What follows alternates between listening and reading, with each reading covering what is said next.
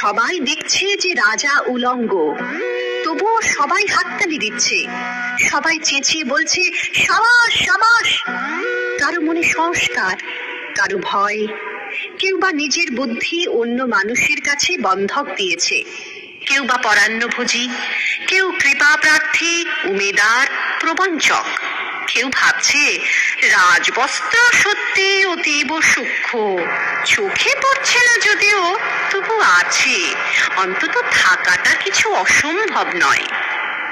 গল্পটা সবাই জানে, কিন্তু সেই গল্পের ভিতরে শুধুই প্রশস্তি বাক্য উচ্চারক কিছু আপাদমস্তক ভীতু ফন্দিবাজ অথবা নির্বোধ স্তাবক ছিল না।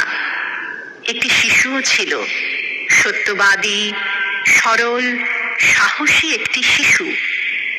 নেমেছে গল্পের রাজা বাস্তবের প্রকাশ্য রাস্তায়, আবার হাততালি উঠছে মুহুর্মুহু, জমে উঠছে স্তাবক বৃন্দের ভিড়। কিন্তু সেই শিশুটিকে আমি ভিড়ের ভিতরে আজ কোথাও দেখছি না। শিশুটি কোথায় গেল?